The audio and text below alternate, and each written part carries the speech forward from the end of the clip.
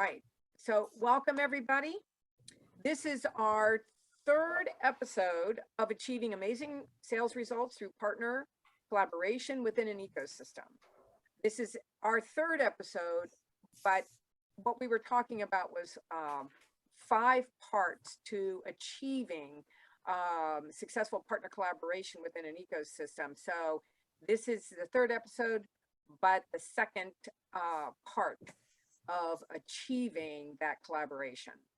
So this webinar series will help you to understand why partner-to-partner P2P relationships are important for the success of your business. And it is becoming more and more important because more companies are adopting the partner ecosystem model.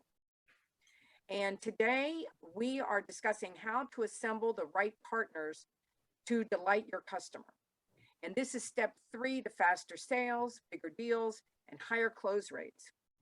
And in subsequent webinars, on the 4th Tuesday of the next 3 months, we will drill down on specific topics such as winning the deal and delivering the solution. And winning the deal, by the way, is August 23rd. We'll talk about it later at the end of our webinar. And so look for the webinar invitations and info on LinkedIn. And the webinar will be recorded and posted on the P2P Collaboration LinkedIn page. So Gary, if you just click once so I can get those rules of engagement. Thank you. So the roundtable rules of engagement. So attendees are encouraged to join the roundtable discussion. Yes, please. Use the reaction features, raise hand to indicate you would like to speak. Please mute yourself when not speaking. You can have your video on, whatever you're comfortable with. And chat is also available for questions and comments. So before we get to the introductions, I attended, a couple of us, in fact, I think Manoj attended, Nellie may even attended this. And Norma, there was an ecosystem summit a number of weeks back, and it was pretty lively. People on chat were very lively with their responses, comments, questions. During this summit. It was 4 days, but it was a couple of hours each day. And there were a lot of people just asking the question, really, what is an ecosystem? There were still a lot of people that were trying to grasp this this whole ecosystem process, partnership, collaboration. We had a discussion, Norma and Manoj and Gary and I, about how ecosystem, everybody thinks of it in the biological term, you know, the environment.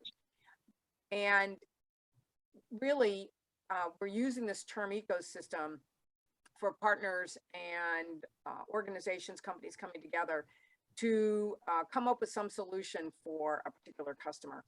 And the analogy that I thought was best to describe what an ecosystem is the auto industry.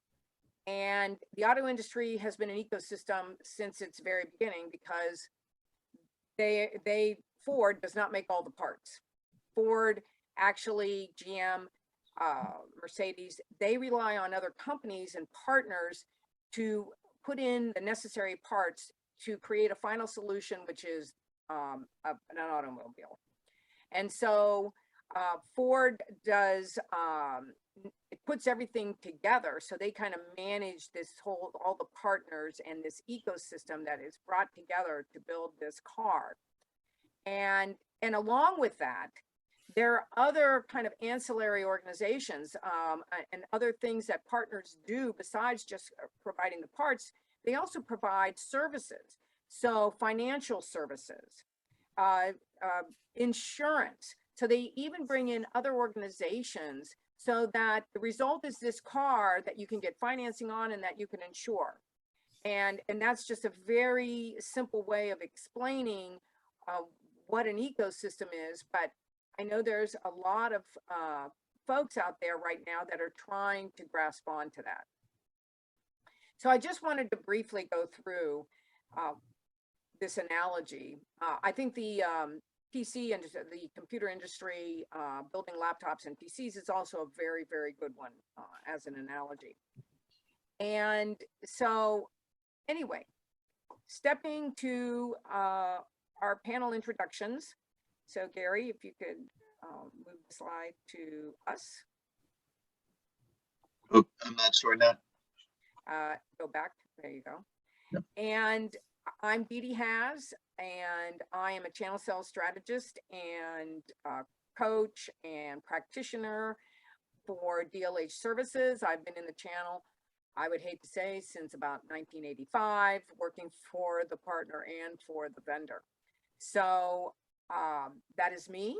And Gary, just give us a brief outline. Yes, I'm Gary Lamb from Salesforce. I am called the Salesforce Partner Whisperer. And thank you, Norma, for that title.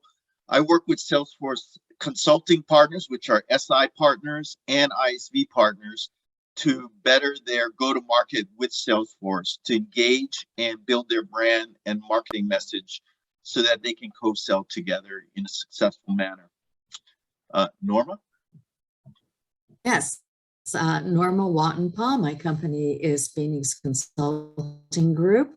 We've been in business about 20 years, and we focus on helping companies create more value through their partner ecosystems and through their most strategic partnerships. Thank you, Gary and Norma.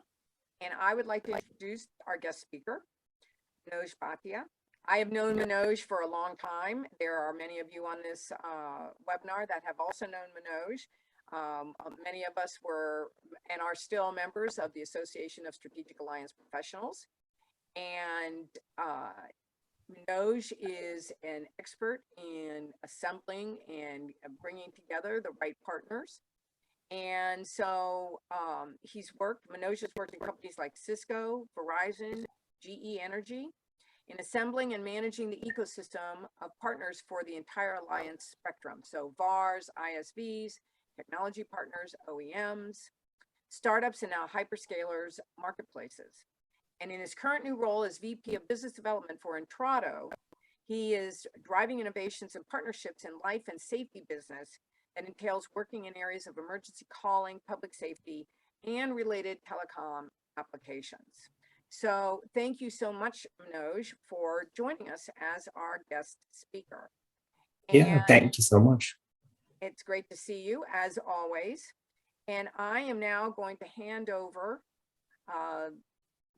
the roundtable discussion and questions to Norma. Thank you. So I've just got a couple of questions to kind of start off this conversation. So I've got a question for Manoj to kind of kick us off here. So, we've had a couple of other sessions that were related to, innovating around the customer, finding the solution that's going to best meet customer requirements.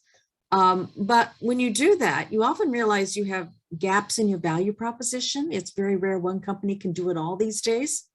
And you need partners to kind of fill the gaps and, strengthen your value proposition and sales opportunity with your partners. So Manoj, in that kind of situation, how do you go about finding the right partners? Yeah, so first of all, thank you so much for having me here on this panel discussion today. Really honored to be here. I have known the community and the Alliance management community for a while, and so these topics are always of interest to me, and I'm near and dear to my heart. So just to sort of go back to where we are on this Alliance management and choosing the partner landscape. I have worked in many different companies, both in large as well as small companies, and I've seen both sides of the alliance management space. So the typical question that always comes in my mind is that, I'm a big company who has a platform, who has an ecosystem, where I'm actually sort of recruiting partners to join my ecosystem, versus, hey, I'm a small company, I'm actually trying to do something new, but I want to be a part of an ecosystem, which is larger platform or a larger ecosystem. And if I join that ecosystem, I could be, in much better shape in terms of driving more sales, driving more joint innovation. So the question always comes to my mind from that mindset that, hey, I'm either a big company recruiting, or I'm a small company joining somebody in that ecosystem program. But either way, when I'm looking at, if I'm a large company, call it Cisco or any hyperscaler for that matter, if you're building an ecosystem and recruiting partners and having partners who are, supposedly competing and overlapping on different things, I have a few things in my mind as to how I search and recruit some of these partners and reach out to them. In talking to many different companies, I find out that some of these companies really are actually very, very responsive, and they take interest in joining these big ecosystem and not really get sort of overwhelmed by the scale of the ecosystem. What they are focused on is, hey, we have an innovation. We want to be part of this bigger ecosystem. Please recruit us as a partner. And as a bigger company mindset as well, I am actually looking for partners who actually have that sense of, urgency, sense of driving innovation, sense of, burning desire to win and sort of be a part of that larger ecosystem. So I find that to be really critical in understanding the mindset of how we are thinking about this. If you look at some of the other areas where I believe once we do that initial conversation about, hey, this is what we want from a partner, and a partner is looking for this sort of joint value proposition, there are a few other things also that have actually sprung up more interestingly in the last few years. And one of the things that I've really found now is that a lot of these companies or partners are actually specializing in a couple of areas which really stand out. And to mention that, I've seen some partners very specializing in geography or a region where they say, well, this is my area. I've seen partners I had to recruit for a telecom deployment in, say, Israel or Turkey or, in China, for example. You would have to find certain partners who are like very, very specialized in those geographies.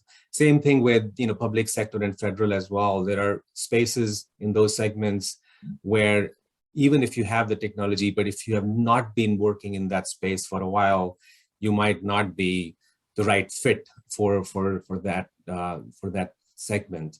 So that concept of segment and geography has also become very relevant nowadays. You might be a good technology partner, but if you're not spreading in those specialized areas, then it is my job to sort of find another partner just for that. So those are some of the dynamics that are in the play, but I'm curious to hear what folks are saying on the chat, or what else would be some of the areas where I think we can learn a lot from these kind of undercurrents. I am kind of struck by what you say about finding the geography partners, and that sometimes we look at global partners and we don't think that there are local heroes, and you look at different markets. Customers often work with the folks that are, in their region, know their culture, know their business practices. Their kids play soccer together, Yeah, absolutely. And this is a very classic example of companies, especially hyperscalers, who are sort of spreading across the globe.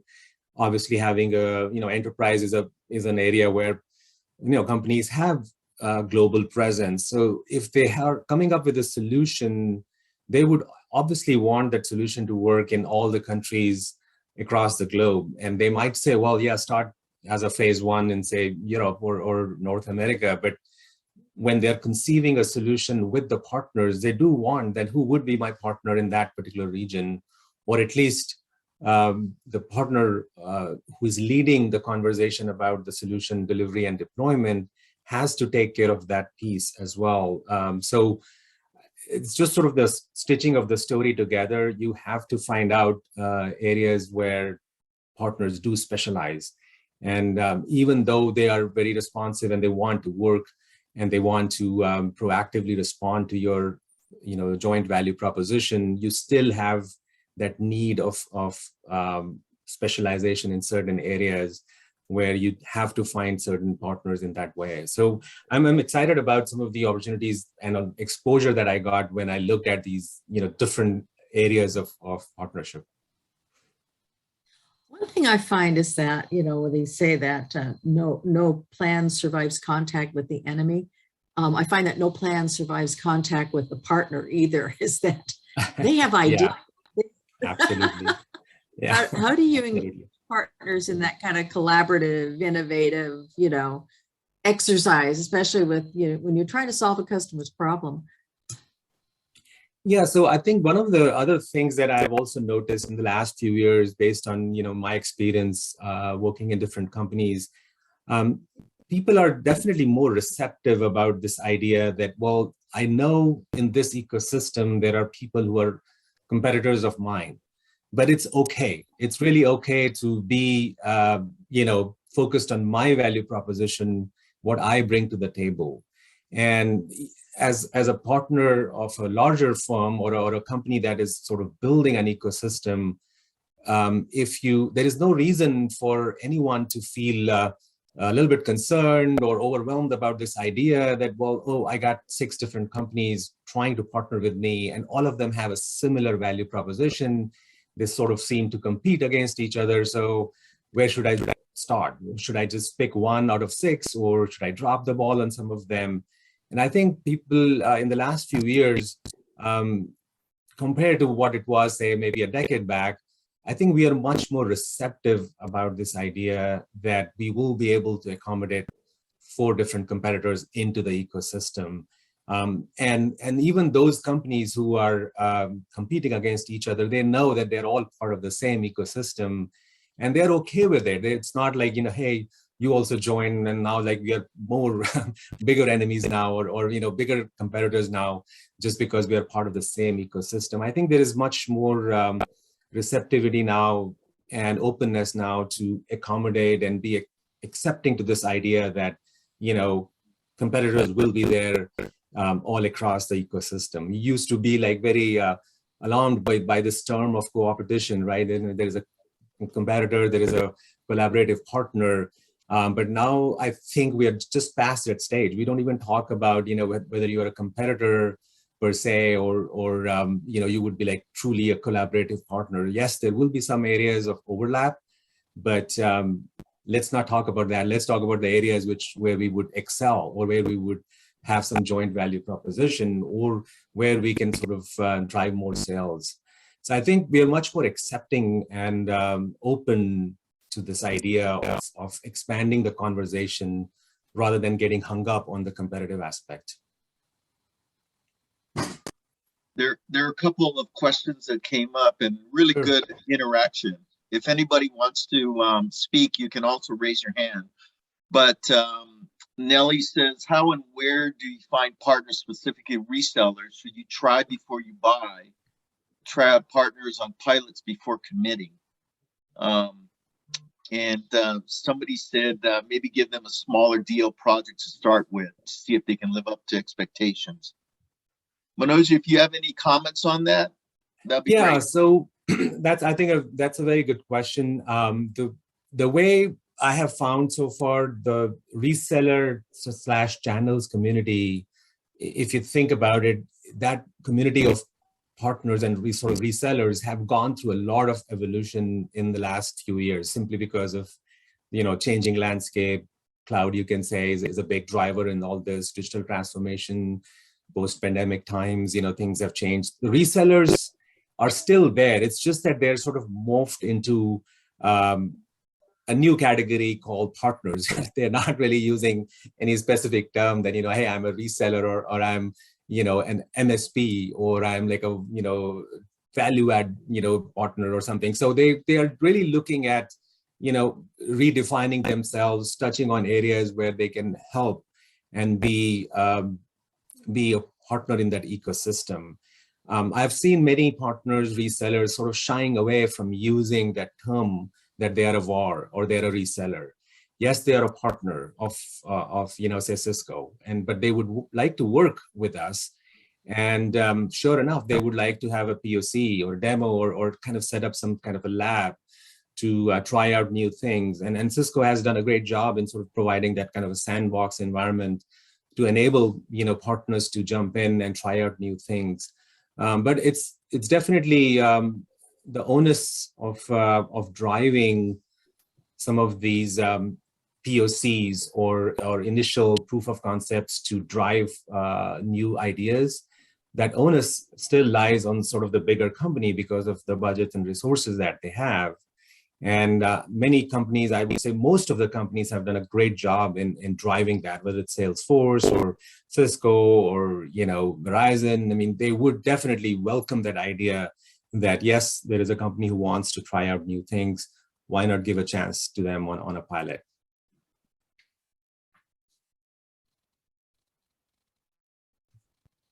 Manoj, we also,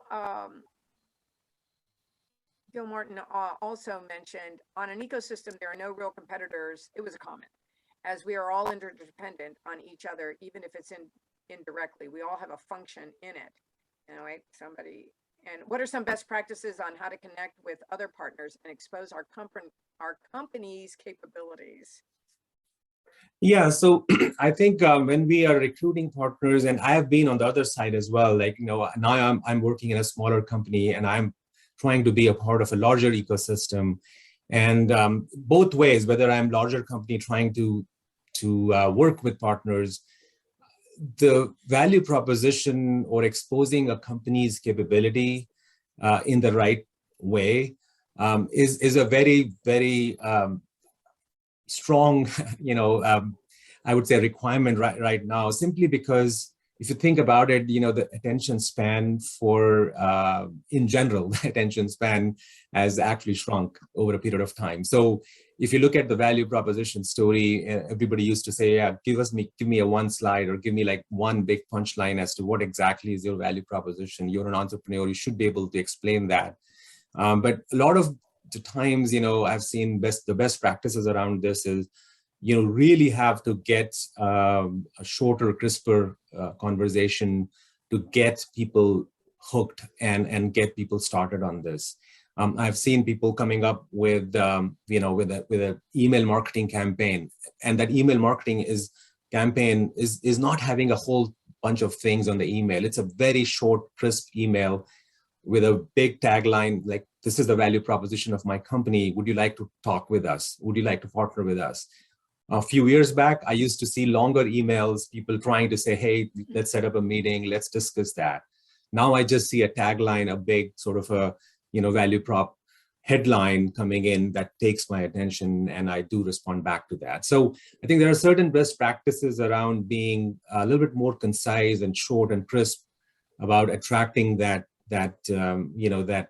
attention from a bigger company. And it is true that, many of these big companies who are setting up ecosystems, who are like driving platform play, or hyperscalers driving big, partner play, are short on attention span. So it's really important for companies to come up with crisper marketing material, you can say, or the go-to-market campaigns where they can secure the attention really quick.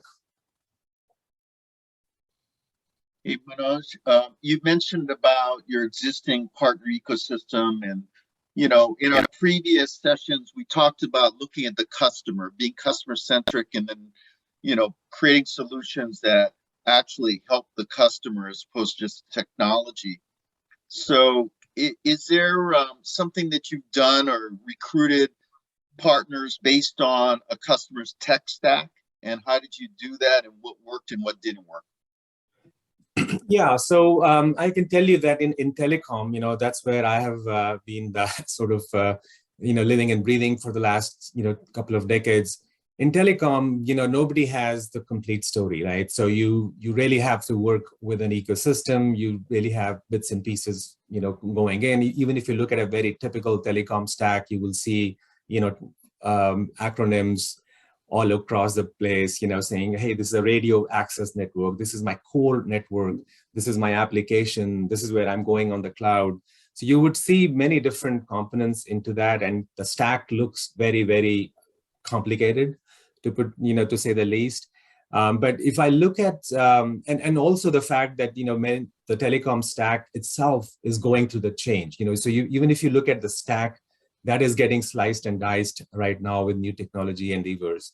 So if you look at the partners and you say, well, I'm playing in this stack, but the stack itself is getting redefined, So one of the things that we have noticed in our play in telecom is that you really have to start with a larger ecosystem or larger set of partners who have touch points on these stacks or the areas of the stack. And then it is quite possible that the stack, since the stack itself is getting redefined and the layers are getting redefined, you would have to have a lot of these architectural discussions around this. I can speak about telecom simply because a lot of focus is also on, I would say, the specifications and the ratification of those specifications. We have meetings where there are working groups on RFCs and guidelines on architecture. 5G or 6G specs are getting defined now. So there's a lot of focus on how we get the partners aligned. But I think the recommendation I have here is that if you look at building partners and attaching them as to which segment of the stack or which part of the stack do they play in, I don't think that is a workable strategy because the stack itself is very dynamic. So I think my recommendation would be that you take a look at the companies who are moving in a direction where they want to be very niche and very precise on that area where they want to excel in, versus, hey, I'm Nokia or Ericsson or Verizon, and I have like 10 different things on my plate, and I'm trying to touch everything. So from a partner who is not a big marketplace partner, I would be looking at being a very niche play partner who would really go in and say, hey, this is what is my area, this is what is my area where I would touch on the stack, and hence I should be part of this marketplace because I bring value to that marketplace. Great. Speaking of marketplace, we have a question. What about client marketplaces that leverage partners? Any key learnings on the development of those? So I have seen partners joining in with some sort of, I would say, a little bit of a uncertainty and doubt when they join these marketplaces. And I'm including my own company when we have joined marketplaces, or we have been part of different marketplaces, or if we get invitations when we were at bigger companies. I think the thinking behind right now is that if you look at going back to the original ecosystem concept that Didi highlighted in the beginning of this discussion, as a partner joining a marketplace, you really want to see whether I will thrive or not, right? If you look at the ecosystem definition, it's all about whether I will be thriving in it or I will be struggling in it. If I'm joining a marketplace, is it really going to boost some of my sales and revenues, or is it really going to be a little bit of a struggle that, yeah, I've joined the marketplace, but it's not really like taking my growth from point A to point B, and not really giving me that sort of spectacular sales growth.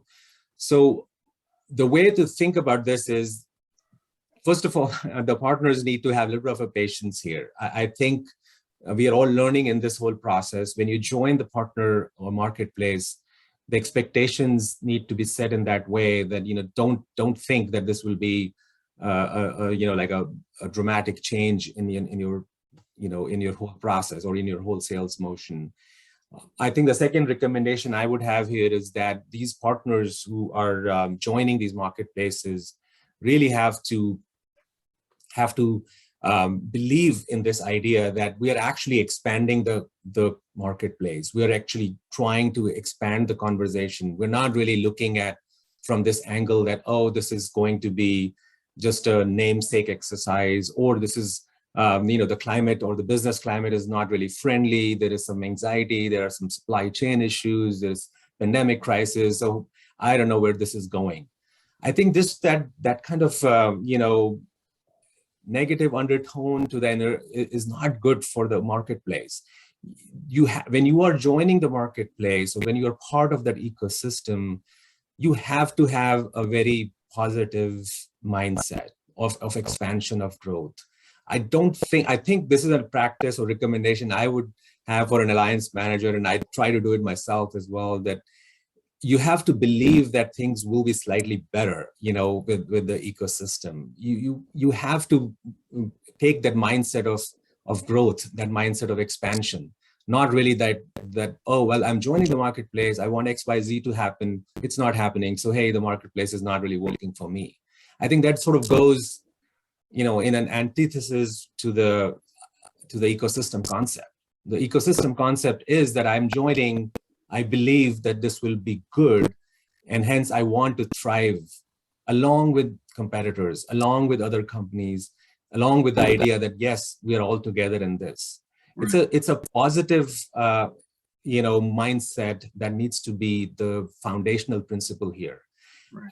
I would recommend partners to sort of look at this from this angle that, don't think that ecosystem marketplaces are going to be, a very strong revenue generator, especially when there are certain uncertainties. But if you keep on, staying on that course that, well, this is not really working for me, or it is a struggle for me, I'm not thriving, then you just keep on going into that loop. I totally agree. I think it's a leap of faith a lot of times. I have Anoop that has his hand up. Anoop, you want to go and unmute yourself and ask your question? Sure. Absolutely. Manoj, hi. Good to see you after such a long time as well. Thank you so much. So I had a question. I'm trying to remember that question, and I had some comments as well. And in essence, I think, Manoj, when you're talking about smaller companies, larger companies, and what they need, particularly with the smaller companies, how they need to work with the larger companies and what they need to do, I think the focus should always be, even particularly for the smaller companies, they lose sight of this sometimes. What they need to do when they approach the larger companies is not look at what they have to offer from a technology perspective. And like you, I was in the telecoms industry for quite some time, and I saw a lot of that happening, with smaller companies would approach companies like Nokia and just say, we have a great piece of technology which I think would be valuable to you. I think that's a wrong kind of discussion to be having. What they need to be saying in a very, very crisp manner is, we have some value, and together the value we have and the value that you have as a large organization and part of the ecosystem, what we provide is unique value to the customers that have changed needs, for instance. And that's the kind of dialogue that needs to be happening. It always needs to be focused on what is the value that we are creating and providing for the eventual customers. Because if we're not having that discussion, we're not going to get anywhere. Yeah, right? Absolutely. So that's one of the things. And I saw a comment from Gil Martin, if I pronounced it correctly. So I saw a question around, should partners be collaborating? Absolutely, because if you're not collaborating, you're not really partnering. You're transacting, right? So in an ecosystem, partners should be partners. They should be collaborating, and even if it's with competitors. And I'm a firm believer in competition, by the way. It creates a lot of value. It takes mature companies to really understand that, but they absolutely need to be collaborating. And there's a way of doing that, and stop transacting with them, right? Start looking at how you're creating joint value and how you're going to share that value in a shared risk, shared reward, shared resources manner. Yeah, I love your answer, because the reason I mentioned that is because I'm kind of new to this software ecosystem, right? I've been in other industries, and I just came to this industry about a year ago, and now working as a channel manager myself, I am learning the nuances of software as a service versus selling other products or more tangible products. But going back to the beginning of the conversation and Didi's comment about the ecosystem, even Apple buys from Samsung, and they are the biggest competitors because chips are made by Samsung. Apple makes their own, but they still buy from each other. So there's no one is isolated in this world. We've created this competition and these notions of competition. It's friendly. It's to improve yourself. It's almost like you're competing with yourself, but then you're competing with others. But what I'm trying to learn is, how can I take my company and my products and services and knowledge, and just be more effective in presenting it one at a time. Because the other problem is sometimes you have too many values that you can propose, and then you get diluted. So that's what I'm trying to gauge from this meeting, and I find it. I don't know how I find this by accident, but I'm just glad that I'm here. So thank you for the opportunity. Well, I can comment on that, Gil Martin, because I always roll it back to the customer. You know, what problem are you solving for the customer? What value you're creating that they're willing to buy? And when you're looking at, a common sale now has 7 different software partners are involved. So, you know, you're not trying to convey 7 different value propositions. You're trying to convey how you're fixing it for the customer. So, you know, everything that each partner contributes to solving that problem and a business outcome that your customer is ultimately buying. And I think, Norma, to your point, I think I've seen this, you've seen this, I think a number of people have seen it. I think what happens is a lot of companies go into this partnering thing and they just talk about selling. They're fixated by selling. And I kind of have to get them to step back and say, you need to think about creating that value first of all, as opposed to just selling, right? Think about creating the value. Who are you creating the value for? Is it going to be meaningful to the customers or set of customers or clients you're trying to serve? Because if you're not, you just all you're looking to do is transact. You're trying to get the other organization you're partnering with, or the group of organizations you're trying to partner with, just to resell your stuff. And with all due respect, that doesn't, you know, that may work for resellers or some channel partners, etc. But if you're really looking to strategically partner, that doesn't cut it. Someone kind of noted to me many, many years ago that a compelling reason to sell is not a compelling reason to buy. So. Right. Absolutely. Well said, Anupa. I think I completely agree. The value proposition area is definitely the most important part of the whole life cycle of partnering, right? That is the step one for sure. I think what we have also seen is that even if you get out of that salesy conversation and set the value proposition track for the conversation, in my opinion, I have also seen that I have to have a very strong support from my product team, and I expect the same from the partner side as well.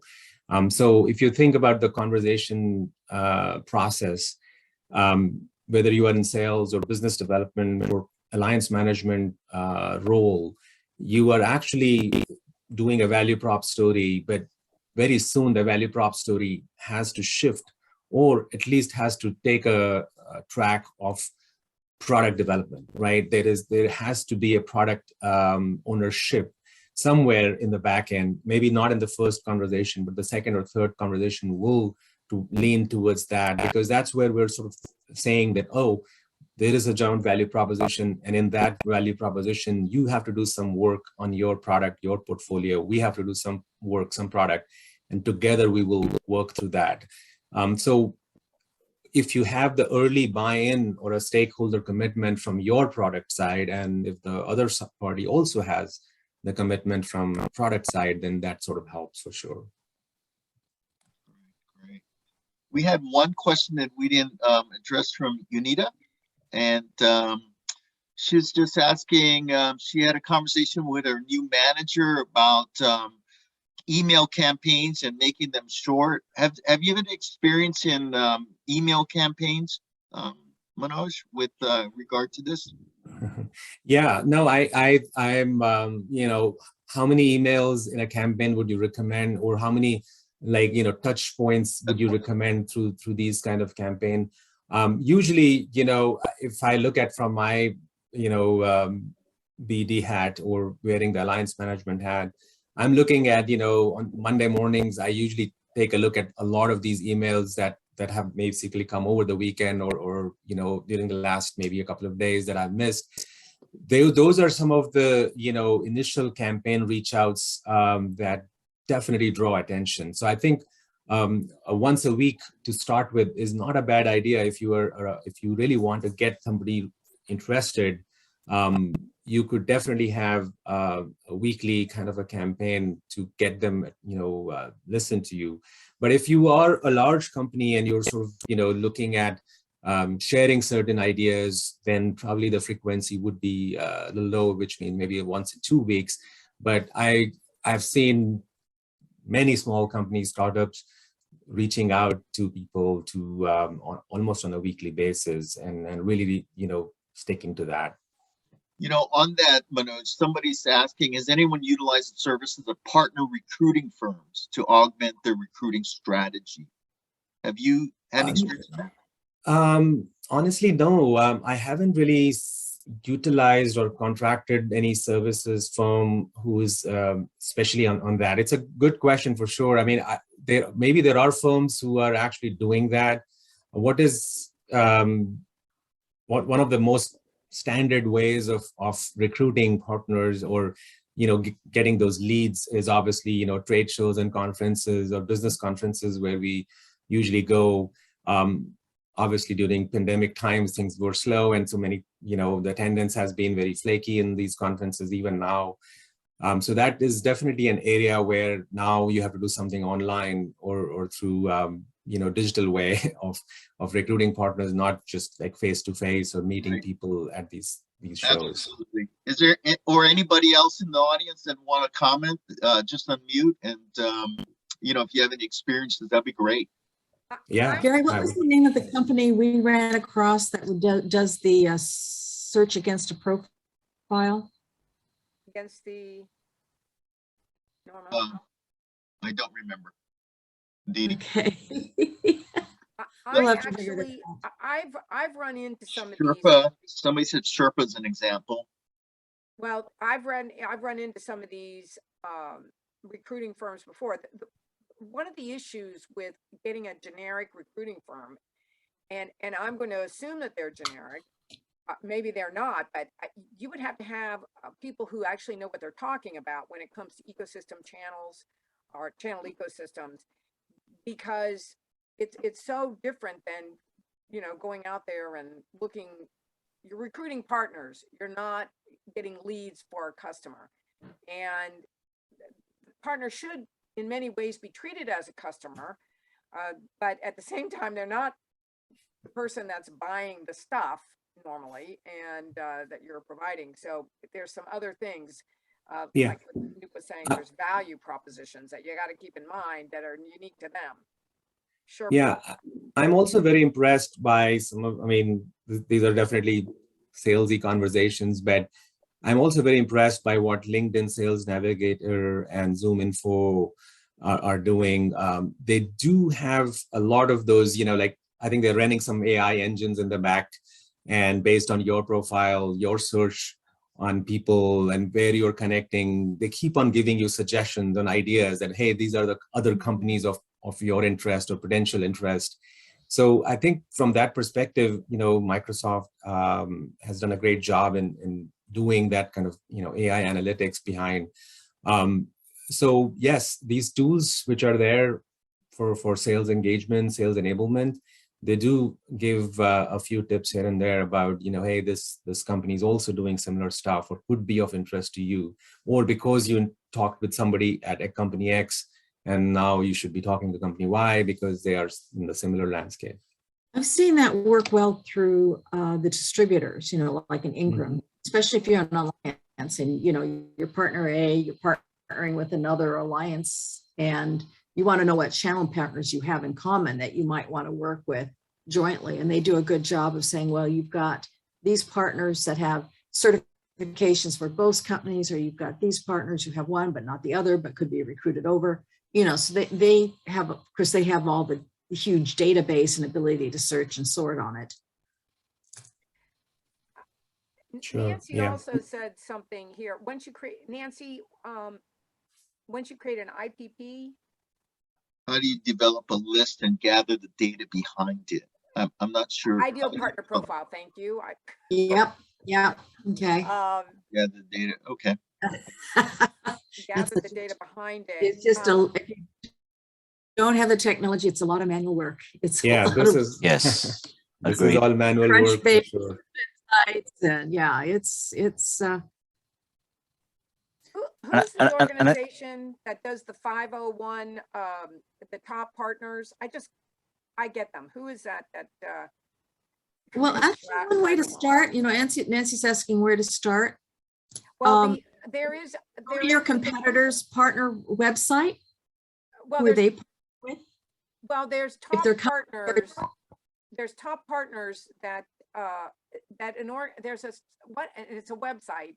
It's an organization that puts out top partners, like top MSPs in the United States. I mean, I think it's the 501 something or other, Nancy, yes, that's him, but they also do it for others.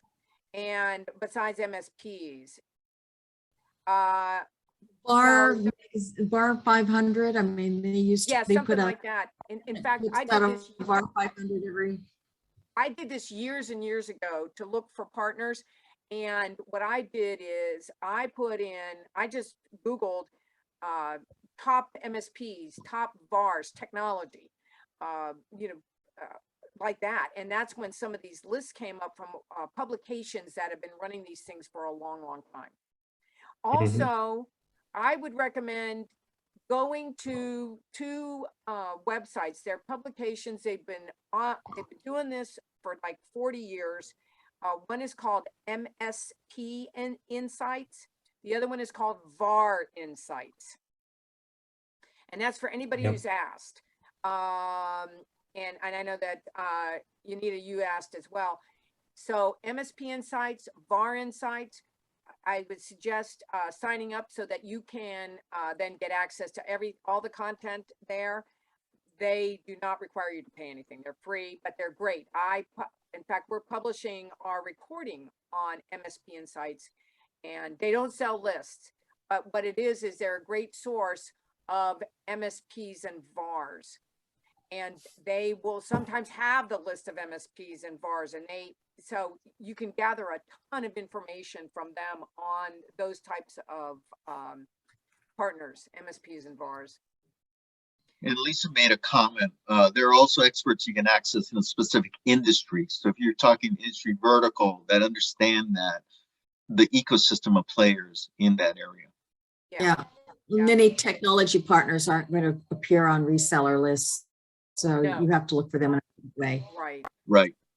Good point, Lisa. But one thing that I mentioned, if you're doing the ISV thing for partnerships, what I found is just talking to some of the partners that I know, asking them, so who do you recommend as a vendor, ISV, that you've run across? So doing the reverse and asking the partners. Yeah, I personally think, I mean, I haven't really seen a whole lot of a struggle in that aspect. It's definitely the tribal knowledge that's, really at work here. We have been able to find the right, ecosystem players through that. I think the struggle comes when you have like, say, oh, well, I got like about 20 names, and now I have to assemble them and then get them started and obviously come up with a good value proposition for each one of them. And I have to secure appointments and have some conversation with them. And those things do take time. And that's where I was highlighting this idea of responsiveness, where we are actually approaching a partner or a potential partner for a conversation, but we don't expect, as an alliance manager, we don't expect that to be more like a cold lead gen activity. It's an activity where actually I'm bringing something to the table and I'm trying to work with you to, develop a solution. But many times, I've seen some engagements where the bigger company or even, smaller company is just sort of not following up on that. And they're thinking that this is more like a lead that is, reaching out to them. And I think that's where I think from alliance management perspective, we do need to make it very clear that, we get a good stakeholder alignment first. We have to find somebody who is the right person to talk to first in that company, who really cares for that. And he doesn't really think that this is a high level, just a lead that has come in to engage with them. So I've seen that, a trend, which is, again, I was highlighting that how do we really, why are people not very responsive to these activities? Why are they not sort of taking it seriously? And it should not fall into that lead gen activity. It is a partner engagement activity. This is not a campaign or a lead gen activity. Yes, lead gen or a campaign is a tool that is being used, but don't think of it as a marketing activity to drive conversation. Yeah, to Gil Martin's point, networking is the #1 method to connect with the right people. You combine that with the online platforms, LinkedIn, Zoom Info, Lineable. Good comment, Gil Martin, to your point, Manoj. So I'm just gonna, if anybody doesn't have any other questions, I'm gonna go to, let's see, there was one from Unita. Anyway, I'm gonna. And Gary, we are running up against the hour, and I know people are on schedules and everything. So why don't we take this as the last one from Unita? Well, yeah, it's a comment from Unita. Work with a distributor, and what she did at Cisco. The distributor specialist product manager was her best friend. Yeah, Unita, do you want to comment on your comment to everyone? Yeah, no, thank you, everyone. I'm very excited to be part of this conversation. So what I did was, Cisco's such a big company, and I was part of Meraki, one product, and then to get that attention, you just like they will never share with you their contact, right? Resellers or MSP, they never shared it. So I just made sure, I'm gonna do this event. And I'm gonna make sure like that person know I'm gonna do this event, and I'm gonna ask that person, your customer, invite them, and on the same time you create a landing page where these people who's gonna participate need to put their name, their company, and their email address. So so that way you capture their information for future communication. Great, good tip. Yeah, I did that with Ingram. I did that with Tech Data. So that's good. That's very good. And I just want to point out that Steve gave a comment here. He said, on the solutions provider side, the June 2022 issue of CRN, Computer Reseller News magazine, has a very robust list of potential partners. So something else to think about. Yeah, CRN does a lot of this stuff too. So they're good to jump on their site. And so we're running up on the top of the hour. We're going to wrap up. This has been a great conversation. I'm so happy. Everybody just jumped in and gave in so much information, questions. And I want to thank a lot of good activity on chat too. Yes, it's been great. It's been great. And thank you, Manoj, for. Oh, you're welcome. This was great, and it was wonderful to have you. And I will tell you that I agree with you on the leads versus finding a partner to partner with, and rather than treating it as a lead. I totally agree. And just as an FYI, a lot of these partners, whoever they are, ISVs, MSPs, whoever, they always know when they're being treated as a lead. And yeah, yeah, they'll know that. Absolutely. I know that's the slippery slope I was talking about. We need to be careful there. Yeah. So anyway, Gary, just real quick, go back to the previous slide real fast. So thank you for attending. Send us an email. There's the email. And we'll post this up on the site, the P2P site in LinkedIn. But as a bonus, also, there's a report that is available if you would like it. So please send us an email and let us know. And also, last thing, this is number 3. Thank you for attending today. We have number 3 is Win the Deal on August 23rd. Norma, real quick, who's going to be our guest? Well, we're thrilled that we were able to recruit Adam Michalski to talk about winning the deal. He was recently the CEO of Partnered, which was the platform to help connect sales teams together. It was recently acquired by Crossbeam, which also does the, account mapping, your account, my account. So do we have in common? So I think these are, I'm really pleased to see some really great tools enabling, co-selling. So I'm really looking forward to what Adam Michalski has to say about how to win the deal when you have multiple partners in the play. Great. Thank you, everyone. This is a fantastic session and look forward to seeing you in the next one. Yes, absolutely. Keep an eye out for any invitations and the recording and all of that. So thank you. Thank you, everyone. Have a great Thanks. day. Thank you all. Bye-bye. Bye. Bye, everyone. Bye. Bye.